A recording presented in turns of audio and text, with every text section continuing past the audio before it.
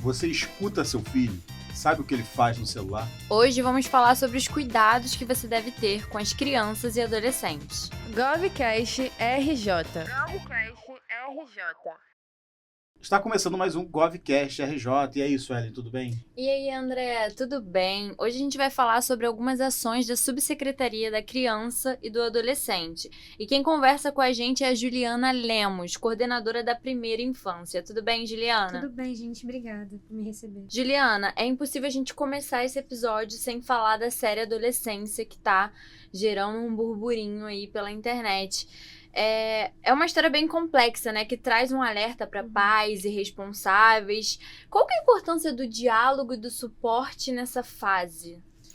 Então, Sueli, até é bem interessante a gente tocar no assunto da série, né? Porque eu acho que ela vem trazendo uma pauta muito delicada.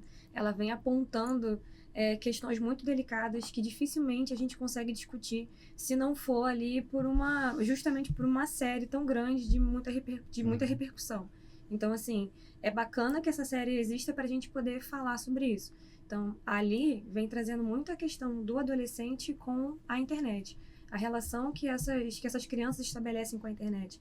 Então, assim, o diálogo que tem que ter hoje com as crianças não é apenas sobre os cuidados na rua, cuidado com estranhos, é realmente um cuidado da maneira como eles se comportam e se relacionam dentro das redes sociais. Então, assim, antes, a gente se preocupava com o que estava fora da nossa casa. Mas, assim, quando seu filho fecha a porta do quarto, ele tá com 1 milhão de pessoas ali no computador dele. É um mundo, então, né? É um mundo que tá em acesso ali com ele. Então, assim, você deixaria que seu filho ficasse com 100 estranhos dentro do quarto, de porta fechada? Então, por que você permite que seu filho fique sem supervisão navegando pela internet, rede social, sozinho? Jogando, né? Jogando. Um chat de jogo. Então, assim, o diálogo, ele tem que ser aberto a esse ponto, sabe? Tem que ser aberto a mostrar para o seu filho, para sua criança, qual é o risco que essa internet tem. Então, assim, nem tudo é tão inocente, os jogos não são tão inocentes assim. Eu acho que cabe um pouco de discernimento dos adultos de trazerem essa clareza para as crianças também. E, Juliana, a Subsecretaria da Criança e do Adolescente está implementando agora o projeto Voz da Infância, que são salas de escuta especializadas. Explica pra gente um pouquinho como é que é isso. Então, a escuta especializada, para quem não conhece, na verdade, o termo, né? Ele é um manejo, né? Ele é um equipamento, um suporte que profissionais técnicos conseguem utilizar para, através de um atendimento individual, um atendimento acolhedor, um atendimento com muita técnica, eles conseguem conversar com essas crianças para tentar entender e interpretar se aquela criança foi vítima ou testemunha de alguma violência, né? Ela é uma escuta que não pode ter sugestões, então não é colocado palavras na boca da criança, a gente não fala da violência em si, a gente, na verdade, faz uma percepção, literalmente uma escuta qualificada daquela criança. E o projeto, ele nasce com o seguinte desenho, né?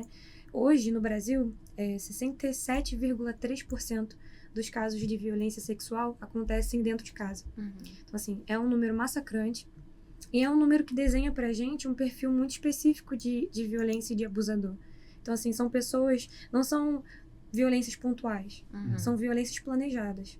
E que, por ser dentro de casa, acontecem, às vezes, por muitos anos.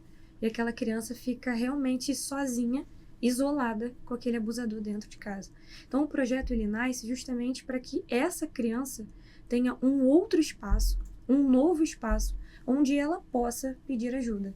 Então, a gente desenhou o projeto para ele acontecer, esse suporte da escuta especializada dentro da escola, que é um ambiente onde a criança passa a maior parte do tempo, e que não depende dos responsáveis para ir atrás dessa denúncia.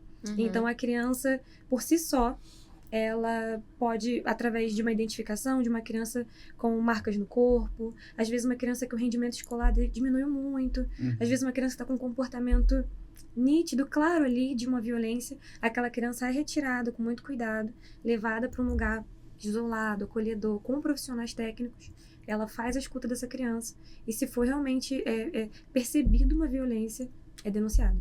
E, Juliana, que profissionais que trabalham nessas salas? Como é que é feita a capacitação para trabalhar? Então, a gente desenhou a capacitação para acontecer em 2 momentos. O primeiro momento é uma capacitação com educadores. Então, todos os profissionais da escola, das redes municipais, vão ser educados a fazer uma identificação. Legal. Então, assim, o que é uma identificação? É um roxo, é um sono que aquela criança está sentindo, excesso de sono, um cansaço, uma criança que está muito prostrada, uma criança que está com marcas visíveis nas genitálias. Então, assim, é essa a identificação. Feita essa identificação, eles vão acionar a equipe de escuta, que vai ser uma equipe itinerante, que ela vai rodar por todo o município, atendendo essas escolas de prontidão para fazerem essa escuta. Então, vão ser 2 capacitações, né? A capacitação para profissionais da escola e a capacitação para profissionais técnicos, que vai ser composto de assistente social e de psicólogo. E não tem envolvimento da família nesse processo, né? A criança pode ir de forma independente até falar ali com o professor, com uma coordenadora sobre o caso. O projeto, ele nasce centrado muito nisso, né? No estudo técnico, a gente tem 2 atores de violência. O primeiro ator, ele é o abusador, o violentador. E o outro ator, ele é o facilitador, que normalmente é o outro adulto que sabe, que vê, que tem conhecimento e ele não denuncia. Então, geralmente, todo abusador tem um facilitador. Todo. Porque tem alguém que sabe. Nunca é uma violência tão escondida, de forma tão velada que ninguém sabe. Então, assim, a ideia é justamente fazer com que nem o abusador nem o facilitador, eles impeçam a denúncia de chegar às autoridades policiais.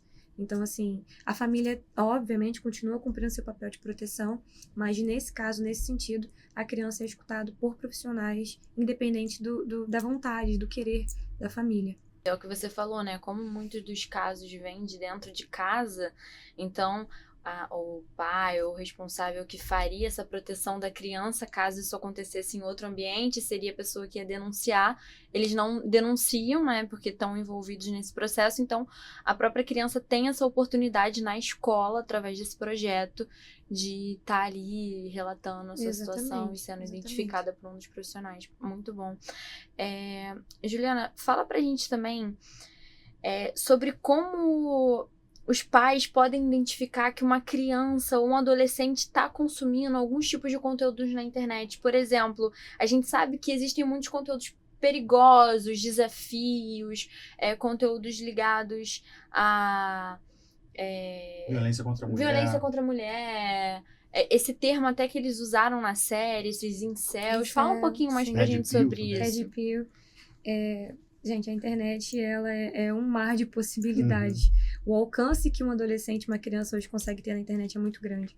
Então, assim, além do comportamento padrão, do isolamento da criança, aquela tendência da criança querer impedir o adulto de acessar o telefone, de acessar o computador, eu acho que é muito importante que as pessoas percebam, né, que o adulto perceba, que o pai perceba, e o quanto antes melhor, de que a criança, até se tornar adolescente, ela passa por um processo de formar a sua personalidade, de formar o seu comportamento social. Quando você tem essa formação feita nos espaços comuns, numa escola, numa igreja, num parque, com amigos, com família, você é obrigado a lidar com ideias diferentes das suas, pessoas diferentes de você, comportamentos que você reprova ou você aprova, e ali você vai traçando a sua personalidade. Quando você muda isso para uma geração que nasceu dentro da internet, que só sabe se relacionar na internet, você segmenta. Esses adolescentes, eles escolhem com quem eles querem se relacionar. Então, eles só se relacionam com pessoas parecidas com elas. Então, esse movimento de ódio a mulheres, principalmente, que eu acho que a série, né, adolescente, traz isso de maneira, assim, exemplar, né? Ele era um bom filho, ele era um bom aluno, ele era um bom amigo, e ainda assim ele foi capaz de fazer tudo o que ele fez. Porque não tem a ver com ele ser uma boa pessoa ou não.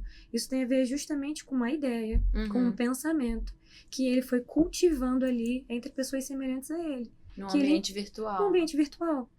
Que os pais não tinham acesso. Não tinham. E tem um diálogo muito bacana no final da série, onde os pais perguntam onde que eles erraram.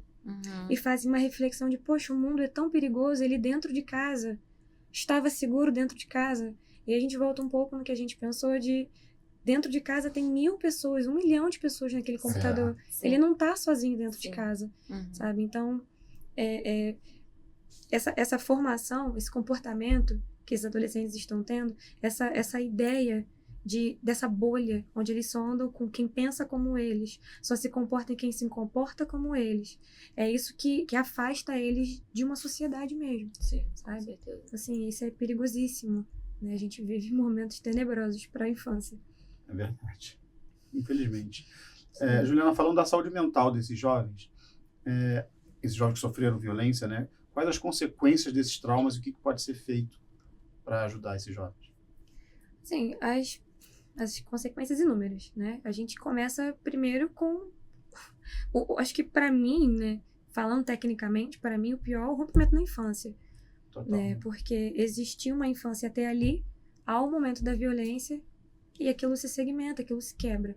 Então, assim, como continuar sendo criança após ter que, mesmo tão jovem, tão nova, ter que lidar com a responsabilidade, com os desafios e com as consequências de ter sido uma vítima?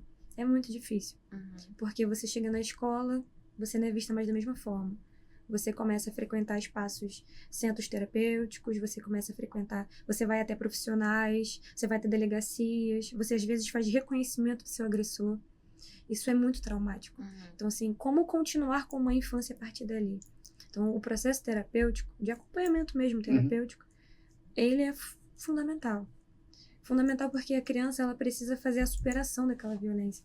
A criança não pode ser só aquilo.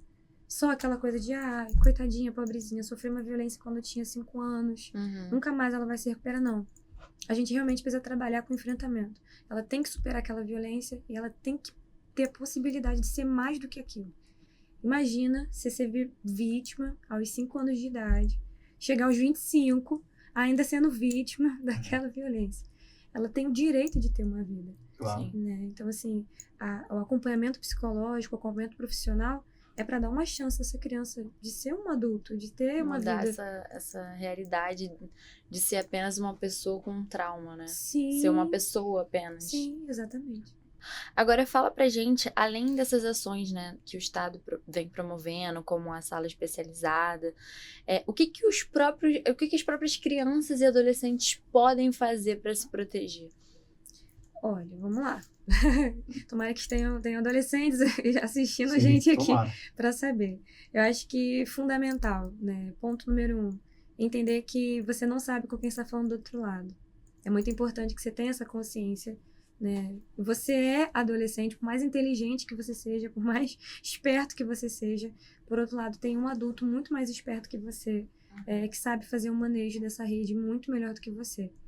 Mas caso você perceba, você sinta que você está sofrendo uma violência, que você pode estar correndo algum risco, existe o Disque 100. O Disque 100, ele é anônimo. Ele é 24 horas. Você pode ligar para o Disque 100. Você pode fazer a descrição do que está acontecendo. Você vai ser ouvida por profissionais. Eles vão anotar a sua demanda, o seu endereço, o seu nome, se você permitir, se você quiser falar. E eles vão pedir que um atendimento mais perto da sua região vá ao seu encontro. Então, assim, usem o Disque 100. Utilizem o Disque 100. Não esperem, não se envergonhem de falar com uma mãe, com um pai, com uma professora. Não esperem. Usem esse artifício, usem esse equipamento que, assim, pode te proteger, pode impedir que o pior aconteça. Com certeza. E, Juliana, quando o adolescente não tem suporte familiar, o que pode ser feito nesse caso? Sem o suporte familiar, a coisa toma totalmente outro contorno, né? Porque, por exemplo, diferente da violência contra a mulher, onde a gente aplica a Maria da Penha, a criança ela não vai para o ponto de ônibus, faz um sinal, sobe, desce na delegacia e faz um registro de ocorrência. Então, assim, a criança depende do seu cuidador. Ela depende da sua família, né? Então, assim, a criança que não tem esse suporte, ela precisa ter uma outra rede de apoio. É nesse sentido que o projeto, inclusive, nasce. Porque a gente entende que nem todo pai, nem toda mãe tá ali para proteger. É um protetor, né? Nem todos, assim. Infelizmente, nem todo pai, nem toda mãe. E muitos deles, quando sabem que as crianças foram vítimas, negam, não concordam, não apoiam, né? E muitos deles abandonam a criança. Às Eu vezes acho até culpa, que, né? de repente, Culpa. que foi culpa da criança. Culpam a criança. Então, assim... Principalmente no caso de mulheres, né? Uma roupa que tá usando. Sim. E também culpando, adultizando aquela criança. Uhum. Né? Até onde essa criança foi inocente nisso que aconteceu.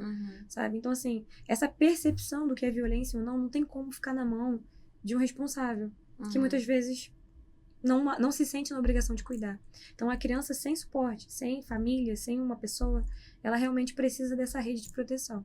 Então, ela depende de você, professor, tia da cantina, tio da escola, tio da condução, vizinhos. Ela depende de outros atores que possam fazer uma denúncia, acionar um conselho tutelar, para que aquela criança tenha uma chance de ficar bem. Sobreviver. Né? Agora, Juliana, que tipo de apoio é dado para uma criança ou adolescente que foi vítima ou que testemunhou um caso de violência?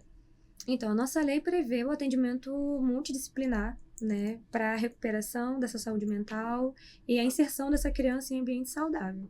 Só que isso é muito genérico, né? Falando em termos práticos, né? A criança hoje, vítima de violência sexual, ela tem acesso a um equipamento específico, né? Inclusive aqui no município do Rio, um equipamento formidável. Eu já tive oportunidade de estar, de visitar, que é a Sala Lilás, que é um encaminhamento muito bacana, é uma iniciativa muito incrível, porque crianças, mulheres, né, vítimas de violência sexual, elas têm acesso a um acompanhamento indeterminado de psicólogos, assistentes sociais, advogados. Então, assim, é um suporte muito bacana.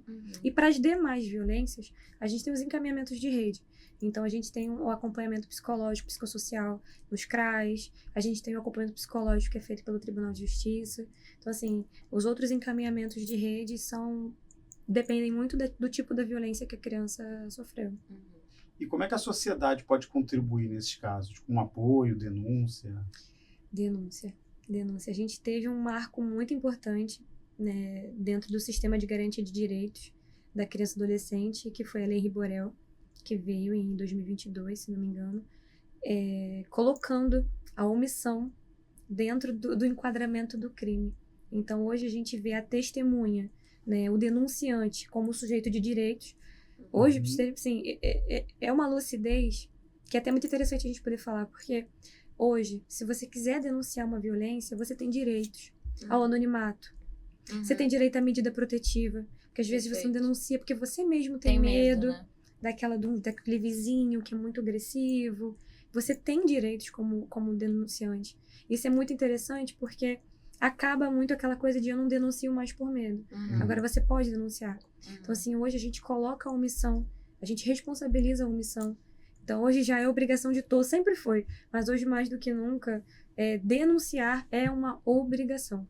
Hoje a gente está aqui conversando. Se a gente visse, independentemente da profissão de cada um, da competência de cada um, a gente é obrigado a fazer a denúncia. Então, hoje, enquanto sociedade, a gente tem a obrigação de denunciar. Pode ser um Disque 100, você pode ligar para o Conselho Tutelar, são os órgãos de acompanhamento, né? Os órgãos de denúncia, Conselho Tutelar e Delegacia. E tem também o nosso 0800, que eu vou até pedir para vocês colocarem aqui na tela, claro, né? Que é muito útil. Perfeito. Tá aqui na tela, então, só anotar. Juliana, agora se eu sou um pai, um responsável, e sou realmente protetor e descubro que o meu filho está sofrendo algum tipo de violência, o que eu devo fazer? Primeiramente, antes de absolutamente de qualquer coisa, delegacia. Realizar a denúncia.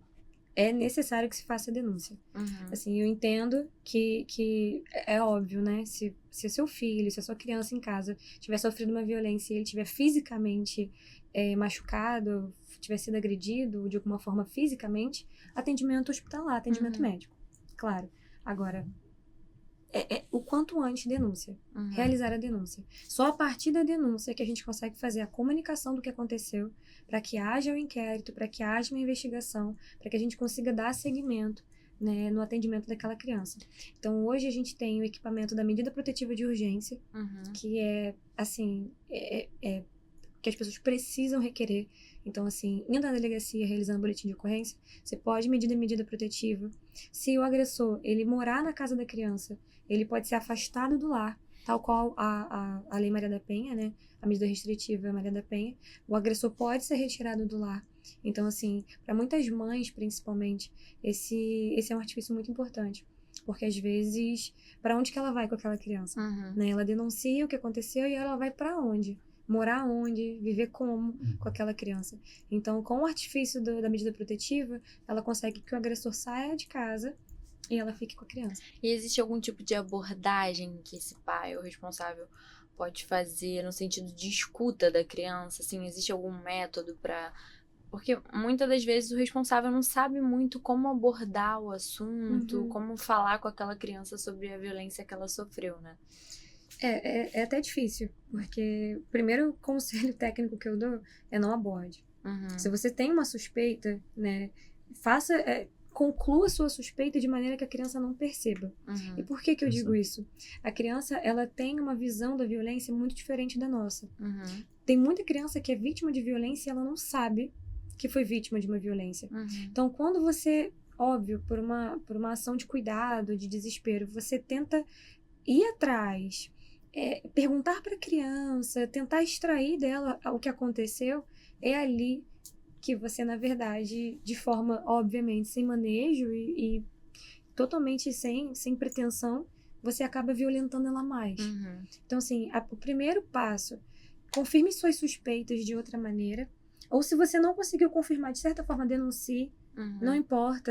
Eu acho. Denuncie. Se você acha, denuncie. Porque é importante que você leve isso para a investigação.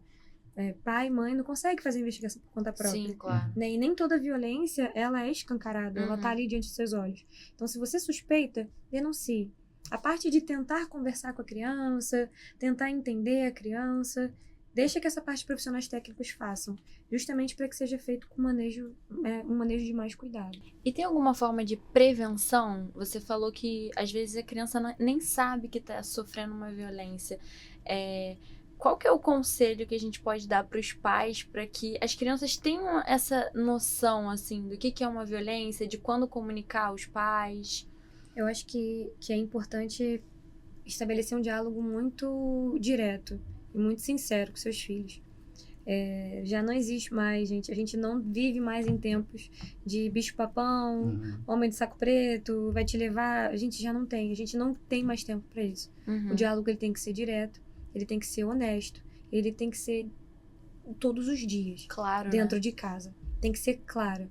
Então, assim, o primeiro conselho que eu dou, que eu acho que eu já vi muitas crianças conseguindo, de certa forma, remediar sozinhas uma violência por conta disso. Nomeie o corpo do seu filho, cada pedaço do corpo do seu filho com os nomes que tem. Aponte para o seu filho com o nome das genitálias dele. Diga o nome do que é aquilo. Porque a gente fica tentando criar adjetivos fofos, a gente tenta... Isso não funciona.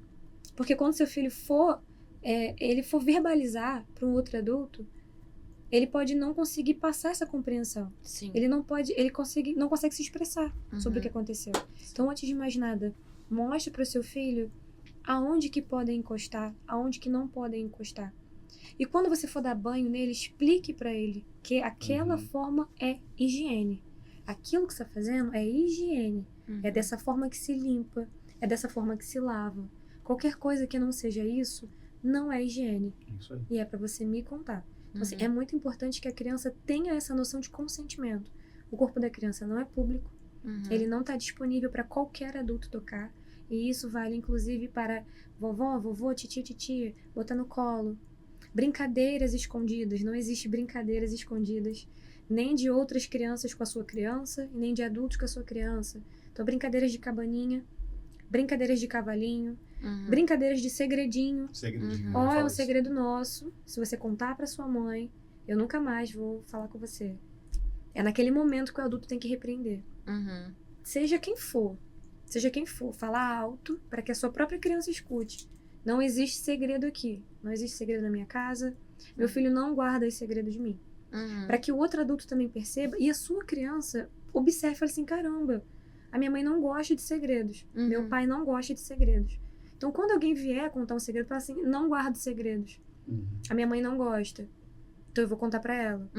E ela cresça com essa noção de que aqui em casa não tem segredos. O meu corpo não é público. Mamãe, não me deram banho direito, porque aquilo não foi banho, porque Uhum. encostou em tal lugar, fez dessa forma, e não é como você faz. Então, a própria criança, ela vai demonstrando clareza. E isso inibe muito o violentador, né? Com certeza. Juliana, para a gente terminar, a Subsecretaria da Criança e do Adolescente ela é nova, né? Mas já teve alguma história que marcou positivamente desse pessoal que você atendeu? Teve. Sim, por sorte, tive muitas histórias bacanas, né? Tive a sorte de estar de frente, né? Eu sou assistente social de formação, então eu tive sorte de ter muitas histórias bacanas no decorrer da minha trajetória de trabalho. Mas tem uma história que virou case junto com a equipe, porque era uma menina de 4 anos, que foi supostamente abusada sexualmente pelo avô materno. E a história foi que quando ela chegou na casa do pai para passar o final de semana, ela relatou pro pai essa violência. O pai correu, levou ela para atendimento médico, foi na delegacia, pediu medida protetiva, afastou a criança do avô, afastou da mãe, porque segundo ele a mãe facilitava essa violência. E a criança estava ótima, estava com o pai, estava tudo bem.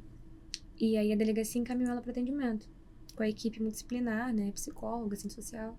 E a gente trouxe a criança para atendimento. E quando a gente sentou com a criança para fazer a escuta especializada, a criança revelou que o avô nunca tinha abusado dela. Caramba. Que quem abusou dela foi o pai dela. Caramba. Meu Deus. Foi o pai dela. 4 anos de idade. E aí colocou a culpa no avô pra Para poder ser escutada, né? Alguma coisa assim. E ele pediu o segredo dela. Pediu o sigilo, né? Alegou que faria coisas, né? Machucaria a mãe e a família materna. Mas ela pediu ajuda. O objetivo dele era afastar a criança de quem realmente queria proteger pra continuar cometendo os abusos. Porque, na verdade, a gente entendeu que ele vinha abusando dela pouco a pouco. E nessa vez, muito provavelmente, ele realmente cometeu um tipo de abuso que não passaria. Denunciaria. Então, ele se desesperou e colocou a culpa em alguém. E buscou um outro culpado. Só que essa criança foi... Assim, são casos que a gente nunca vai esquecer, porque ela realmente pediu socorro, assim. Ela já estava 1 mês sem ver a mãe. Ela estava 1 mês vivendo com ele sozinha, dentro de casa. Então, ela já estava passando por situações, assim, devastadoras. E quando ela chegou para atendimento, claro que a gente notou que essa criança estava visivelmente abalada, traumatizada. Acreditávamos que era decorrente da violência que tinha cessado. E quando ela chega no ambiente, a gente prepara todo o ambiente para acolher ela, para conversar. E nem tinha o viés ali de investigatório, não. A própria criança pediu socorro. E foi um caso muito bem sucedido, porque a gente conseguiu. A gente ligou para a polícia militar levou ele da hora, ele ali algemado. Ele confessou. Caramba. Né? E a mãe e o avô, que estavam sem ver a criança há 1 mês, foram encontrar ela na delegacia. E foi assim... Eu fico arrepiada, gente, porque assim... Se não tivesse acontecido esse momento de escuta, talvez ela ainda estivesse com ele. Né? Verdade. Então, assim, foi na hora, assim, foi um momento muito, muito difícil, mas ao mesmo tempo a gente se orgulha muito de ter cruzado o nosso caminho com essa criança. Certeza. Que bom que vocês tiveram essa possibilidade de tirar ela desse ciclo de violência. Sim, né? foi. Juliana Lemos, coordenadora da Primeira Infância, muito obrigada pela sua participação aqui no GovCast RJ. Obrigada a vocês por terem me recebido aqui, tá? Nada, é isso. A gente fica por aqui. Não se esqueça de se inscrever no canal, clicar no sininho e deixar seu like. Até a semana que vem, Sueli. Até, André. Tchau. GovCast RJ. GovCast RJ.